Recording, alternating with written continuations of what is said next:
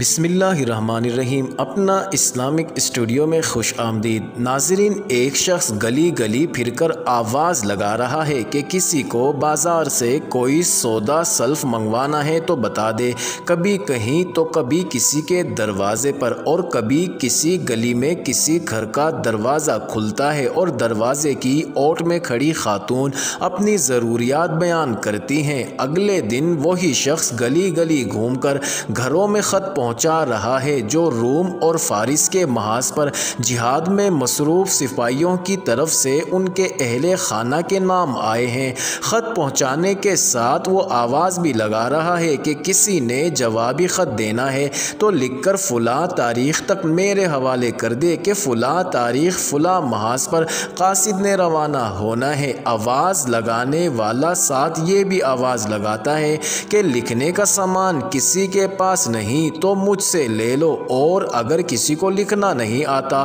تو مجھ سے لکھوا لو۔ اکا دکا گھروں کے دروازے پر مورخ نے یہ منظر بھی دیکھا کہ وہ شخص دروازے کی چوکھٹ پر بیٹھا ہے اور دروازے کی اوٹ سے کوئی خاتون جوابی خط کا مضمون بیان کر رہی ہے اور یہ لکھتا جاتا ہے۔ یہ جو شخص گلی گلی آواز لگا رہا تھا اور خدائی خدمتگار کے فرائض سر انجام دے رہا تھا، یہ کوئی معمولی شخصیت نہیں، یہ عظیم شخصیت اجنبی زمینوں پر اس وقت کے فرعونوں کو ناکو چنے چبانے پر مجبور کرنے والے مجاہدین کے گھروں میں روز مرہ ضروریات کے مطابق سودا سلف پہنچانے والا، ان مجاہدین کے گھروں پر ڈاک پہنچانے اور ڈاک کا جواب محاذوں کی طرف روانہ کرنے والا یہ شخص امیر المومنین عمر بن خطاب رضی اللہ تعالی عنہ تھے، جنہیں رہتی دنیا تک لوگ فاروق اعظم رضی اللہ تعالی عنہ کے نام سے یاد کرتے ہیں، اور جن کے متعلق اللہ کے رسول